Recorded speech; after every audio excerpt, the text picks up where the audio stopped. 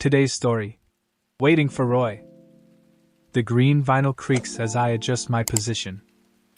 I've had more comfortable seats on a bus, or in a doctor's waiting room. This was no exaggeration. Over the last 18 months, I have had plenty of experience with doctors' waiting rooms. My whole body is aching and I'm unable to keep my eyes open, but I'm afraid to close them. The young girl who took my order an hour ago walks past, cloth in hand, to clear the table beside me, and she glances my way with curiosity.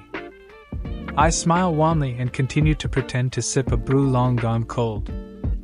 I don't care. Once I was a connoisseur, now I'm just grateful for something to occupy my time, to keep my hands busy and mind focused on one thing. I have been in a bubble all day, ever since 9 a.m. this morning, when they wheeled Roy into the operating room. I held his little hand as they administered the anesthetic and watched his eyes glaze over. It was like watching him die. He didn't just go to sleep, his eyes never closed, but he seemed to step out of his body. I wasn't prepared for that, and a chill raced down my spine. God, don't take my boy. He's under, the anesthetist said. It's okay, Mom, we have him from here. A kindly nurse in multicolored scrubs led me away. As I stepped through the doors, I broke. My legs just wouldn't go further, and the tears were no longer silent. They were accompanied by great, gasping sobs. Not my finest moment, but I had been so strong for so long, I just couldn't do it anymore. The nurse suggested I come down here, and I parked myself in this corner booth, phone on the table, watching and waiting for the call to say Roy was back in recovery. That was nearly 4 hours ago. 4 hours of watching people, and I am still here, waiting, hardly daring to move. I am grateful that the grinding and hiss of steam drowns out the hospital sounds of the loudspeaker announcing a code blue in C block or paging this or that doctor. That sterile, clean hospital smell is muted here, as delicious aromas fill the air. But I can't eat, I can barely drink, my stomach is curdling, twisting itself into impossible knots. Across the aisle, there is a poignant scene that unfolds, capturing my attention and stirring deep emotions within me. In that corner of the restaurant, a man, confined to a wheelchair, sits enveloped in the comfort of a warm dressing gown and slippers. A bag of intravenous fluid dangles from a pole attached to the back of his chair, a stark reminder of the fragile thread connecting him to life itself. Despite the physical constraints and the visible markers of illness, this man exudes an aura of quiet dignity. His eyes, heavy with the weight of experience and suffering, remain fixed on two young children who occupy themselves with crayons and coloring pages. Their laughter and youthful innocence form a stark contrast to the somber atmosphere that surrounds them. My gaze remains fixed on the man as I witness a heartrending moment. With a trembling hand adorned by a cannula and foreline, he reaches out to caress the cheek of a little girl proudly displaying her artwork. The tenderness in that touch transcends his frailty, revealing a depth of love and connection that defies the limitations of his condition. As his gaze lifts to meet the eyes of the woman sitting opposite him, I detect a bittersweet smile on her lips, a smile that conceals the reservoir of sadness within.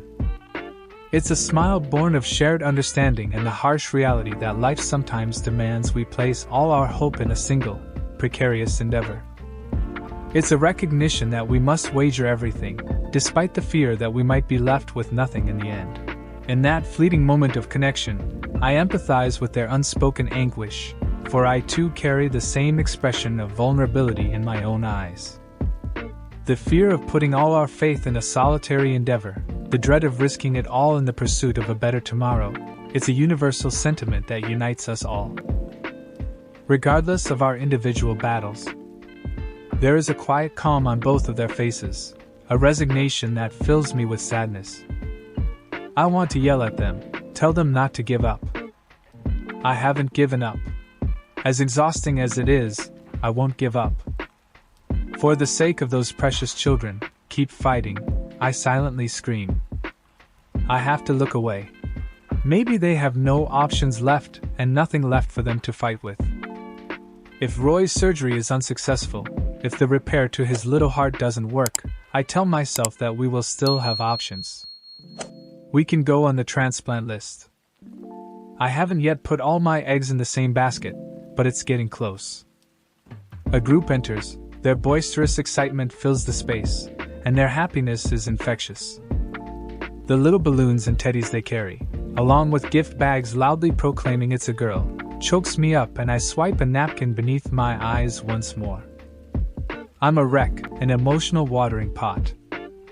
The group place a large order and crowd together near the entrance, dragging chairs with a clatter and a dissonant scrape, so they can all sit around one table.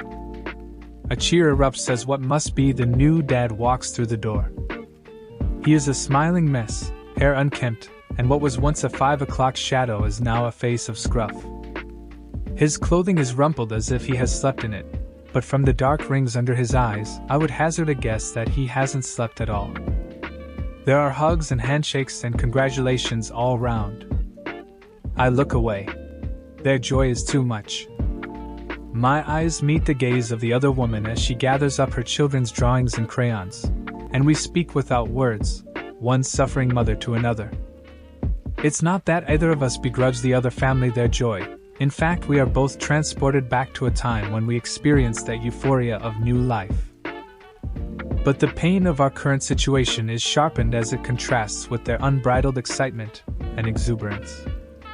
Her lips tilt in an acknowledgement of our shared understanding. I hope my lips tilt back in a comforting way, but it probably looks like a rictus of pain. The woman gathers her chicks and musters them to each side of the wheelchair as she navigates her way to the door. I sincerely wish them well and hope that they have the satisfaction of a happy, healthy and complete recovery, but my heart knows what that mother knows. Every day is precious and none is guaranteed.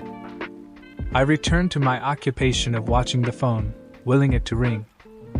I find myself praying to a God who had abandoned me when he put together my son without a working heart. Roy would make a joke of it. He told me that he was the Tin Man and that if he ever met the wizard, then he was asking for a heart. He thought it was hilariously funny, so much so that he made me wrap him in alfoil for Book Week dress-up day, so he could be the Tin Man. I laughed with him, but my laughter was only skin deep. I laughed for him, not for me. If I ever met the wizard, I would ask for courage like the lion. Every new day I woke with a deep pit of dread that lodged itself in my stomach. A constant companion. Would this be the day that his heart gives in?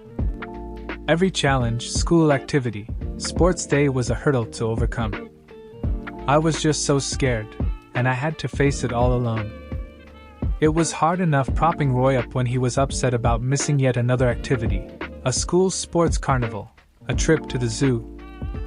I couldn't handle trying to comfort anyone else, and so I didn't let them know. My parents were interstate. Roy's dad was in an extended honeymoon phase with wife number 2. That left just Roy and me. It was safer that way. The phone lights up and vibrates across the table, and I gasp as my stomach plummets in one direction, while my beating heart thunders in the other.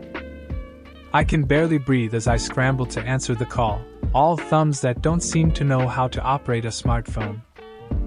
"Hello, Kathy speaking," I gasp. "Hi, Kathy. I'm ringing to let you know that we have Roy here in recovery, and he is asking for you." I can barely speak, but I garble words, which the lovely nurse on the other end correctly interprets as a query about the surgery's success. "Roy has come through very well," she reassures me. "The surgery went as planned and there were no unexpected complications." She says more, but I will admit to not hearing a single thing she says, as I grasp onto those words, "no unexpected complications." It is almost a pain too much to bear, like when you've sat too long then suddenly stand up. My head is light, my heart almost exploding in my chest. The release of pressure is so intense that the whole world reels around me, tipping alarmingly, and it is only as I hang up that I realize that I am sobbing. Huge gasping sobs of relief. "Honey, was it bad news?" Through the puddle of my vision, I see one of the grandmotherly ladies standing by my table with a box of Kleenex. Her face is lined with years of care, and she is directing that care towards me, a random stranger. I take a tissue with gratitude and stammer. No, it's good news. It's my son. He's come through the surgery okay and there were no unexpected complications. That's wonderful, dear. Do you need to go to him? Take a few more tissues. She pulls a dozen or so from the box, pressing them into my hand. Don't let him see you cry, dear. He'll think the worst. Closing my fist around the tissues, I smile, the first real smile I had felt in so long. The kind of smile that comes from that deep place where true joy lies. Thank you. I hug this woman, and I am not usually a hugger, but she hugs me back with a confident strength before she sets me on my path. I wipe the tears as I hurry through the door. My boy needs me. Our journey is not over. In fact, it's just beginning a new stage, but now I can feel hopeful. If you've listened until now, make sure you like and subscribe, so you'll know when the next story comes around.